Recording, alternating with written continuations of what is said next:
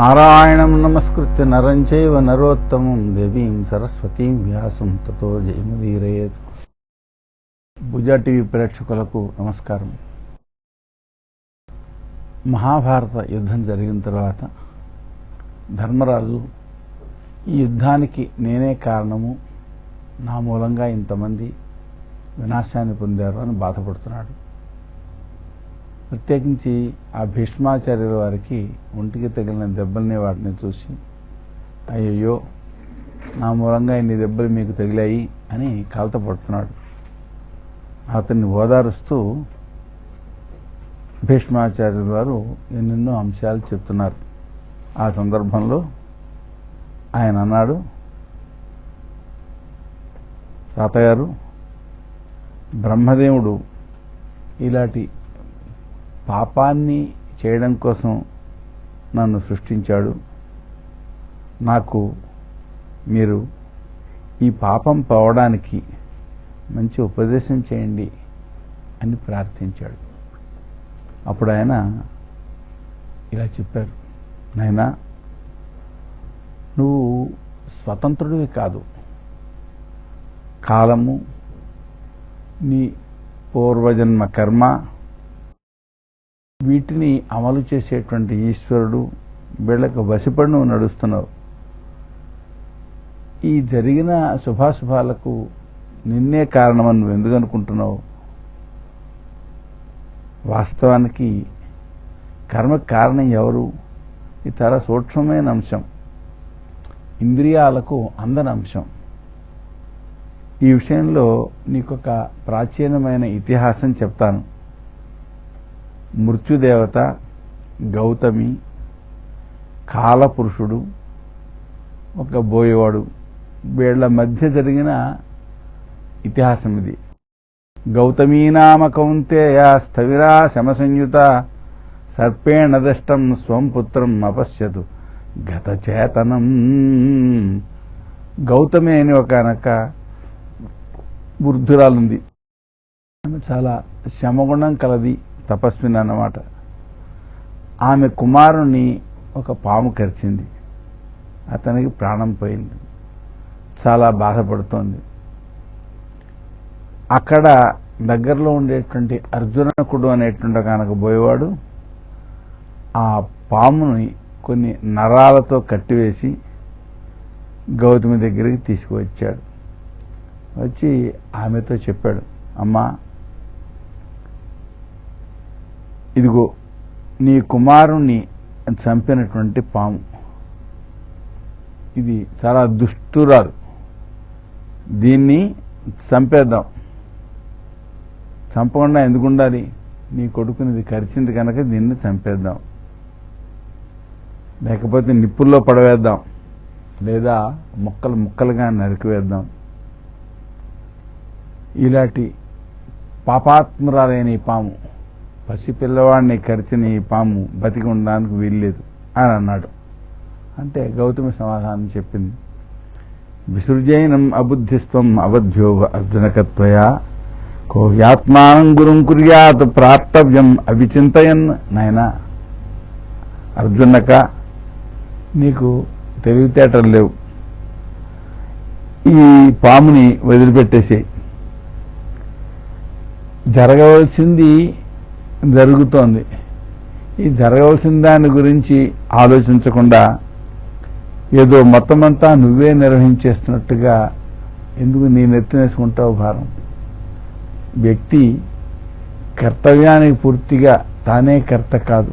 ఆ భారాన్ని నెత్తిన వేసుకోకూడదు. చేయవలసిన పని చేయాలంతే. ఎవరైతే ధర్మానికి ప్రాధాన్యం ఇస్తారో, ధర్మం వలన జరగవలసింది జరుగుతుంది అని భావిస్తారు, వాళ్ళు నీటిలో ఈ తెప్పలు తేలినట్లుగా హాయిగా సంసార సాగరాన్ని దాటగలుగుతారు. కానీ మొత్తమంతా తన నెత్తినే వేసుకున్నటువంటి వాళ్ళు ఆ పాపం అనే బరువు వలన మునిగిపోతారు. నీళ్లలో ఓ శస్త్రం పడవేస్తే, ఓ ఆయుధం పడవేస్తే అది మునిగిపోతుంది కదా, అలాగా మొత్తమంతా నేనే చేస్తున్నానని ఆ కర్తృత్వ భారాన్ని ఎత్తున వేసుకున్న వాళ్ళు నీటిలో వేసిన ఆయుధంలాగా మునిగిపోతారు. హత్వాచైనం నామృతస్యాదయం మే జీవత్యస్మిన్ కోత్యయస్యాదయంతే అస్యోత్సర్గే ప్రాణయుక్తస్య జంతోః మృత్యోర్లోకం కోను గచ్చేదనంతం. ఈ పిల్లవాడిని చంపినటువంటి ఈ పాముని చంపినట్లయితే పిల్లవాడు బతికి వస్తాడా? ఈ సర్పం బతికి ఉంటే మనకు హాని ఏం చేసింది? జరిగిందేదో జరిగిపోయింది. కనుక ఒక ప్రాణిని ఇప్పుడు మనం బుద్ధిపూర్వకంగా చంపితే ఈ ప్రాణిని చంపిన దోషం యమలోకంలో మనం అనుభవించవద్దా అంటే ఆ బోయేవాడు అన్నాడు, అమ్మా నీకు ఏది గుణం ఏది దోషం అనేది తెలుసు. సర్వాప్తియుక్త గురవో భవంతి. మీలాంటి మహానుభావులు ఇతర ప్రాణులు బాధపడుతుంటే వాళ్ళ దుఃఖాన్ని తమపైన ఆరోపించుకుని బాధపడుతుంటారు. అయితే ఒడ్డున ఉన్నవాడు, ఏ దుఃఖం లేనివాడు ఇతరులకు ఇలాంటి ఉపదేశాలు చేయొచ్చు. కానీ దుఃఖంలో ఉండేవాళ్ళు అటువంటి ఉపదేశాలని పట్టించుకోరు. తస్మాత్ క్షుద్రం సర్పమేనం హనిష్యే. కాబట్టి నా ఎదుట ఈ పిల్లవాడిని ఈ పాము కరిచింది, దీన్ని చంపాలి అంతే. ఇది చాలా నీచమైంది, ఎందుకంటే చిన్నపిల్లవాడిని కరిచింది కనుక. ఎవరైతే కేవలం శాంతిని కోరుతుంటారో శమం శమం అంటూ వాళ్ళు ఏది జరిగినా ఇది కాలగతి, కాలం వలన కలిగింది అనుకుంటారు. అయితే ఎవరైతే లోకం యొక్క ప్రయోజనాలను తెలిసిన వాళ్ళు తమకు అపకారం చేసిన వాళ్ళని నాశనం చేసి ప్రశాంతిగా ఉంటారు, శాంతిగా ఉండగలుగుతారు, శోకం వదిలేస్తారు. ఈ విషయానికి సంబంధించిన తత్వం తెలియనప్పుడు ఏమవుతుంది?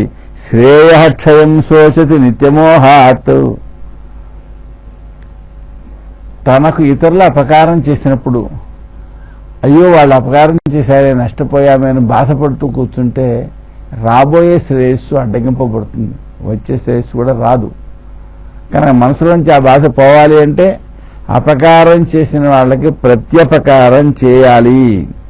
కాబట్టి నేను నీ కొడుకును చంపినటువంటి ఈ పాముని చంపుతాను, నువ్వు ఇంకా శోకించకుండా ప్రశాంతంగా ఉండు, పగ తీరింది కదా అని ఆనందంగా ఉండు అని బోయేవాడన్నాడు. అంటే గౌతమి చెప్పింది, ఆర్తిర్నైవం విద్యతే అస్మద్విధానాం ధర్మాత్మానః సర్వదా సజ్జనాః నిత్యాయస్తో బాలకోప్యస్య తస్మాత్ ఈశేనాహం పన్నగస్య ప్రమాథే.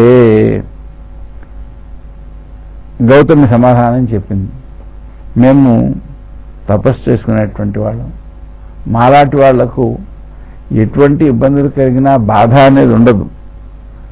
ఎందుకంటే ఎంత క్లిష్ట సమయంలోనైనా ధర్మాన్ని అతిక్రమించని వాడు అతడే సజ్జనుడు. అంటే సజ్జనులు ఎప్పుడు ఇబ్బందులు తీవ్రంగా వచ్చినా ధర్మాన్ని అతిక్రమించారు. ఈ పిల్లవాడు ఏదో పాపం చేశాడు, ఆ పాపానికి ఫలంగా అతను మరణించాడు. అయితే నేను ఈ పాముని చంపు అని చెప్పడానికి కానీ పాముని చంపడానికి కానీ నేను సమర్థురాలని కాదు, అంటే చంపడం నాకు ఇష్టం లేదు అని చెప్పింది ఆమె. మాలాంటి తపస్సు చేస్తున్న వాళ్ళకి అసలు కోపమే ఉండకూడదు. కోపమే లేకపోతే కోపం వలన కలిగే దుఃఖం ఎక్కడ ఉంటుంది? మేము మార్దవం కలవాళ్ళం, మృదువుగా ఉండేవాళ్ళం. కనుక అతన్ని క్షమించేయండి, వదిలేసేయండి, ఈ పాముని వదిలిపెట్టండి అంటూ ఆ గౌతమి అనేటువంటి తల్లి చెప్పింది. చెప్తే ఈ బోయవాడు అంటాడు, హత్తారాధా శ్రేయ అవ్యస్యాత్ లభ్యో లాభ స్యాత్ బలిభ్య ప్రశస్త కాలాల్లాభో ఎస్తు సత్యో లభేత శ్రేయో లాభ కుత్సితేస్మిన్ నతే స్యాత్. ఈ పాముని చంపడం వలన చాలా ఆనందం కలుగుతుంది, అది అక్షయమైన లాభం. బలవంతులకు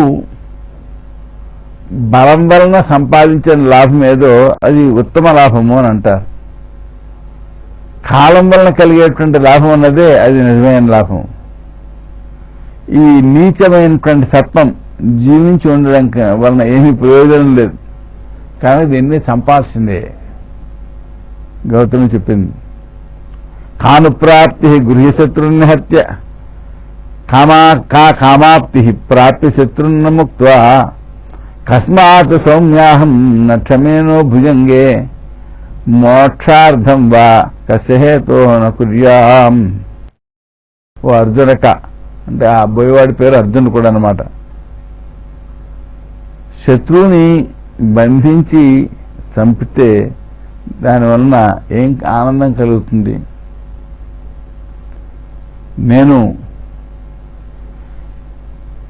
ఈ పాముని క్షమించకుండా ఉండలేను, ఎందుకంటే ఇది కర్మను అనుసరించి చేసింది, అదేం సొంతంగా చేసినట్టు కాదు. కాబట్టి దీన్ని ఎలా అయినా విడిపించాలి అనే ప్రయత్నమే నేను చేస్తాను, కానీ దీన్ని చంపాలి అని చెప్పి నేను అనుకోను అని ఆమె ఖండితంగా చెప్పింది. అప్పుడు బోయవాడు అంటాడు,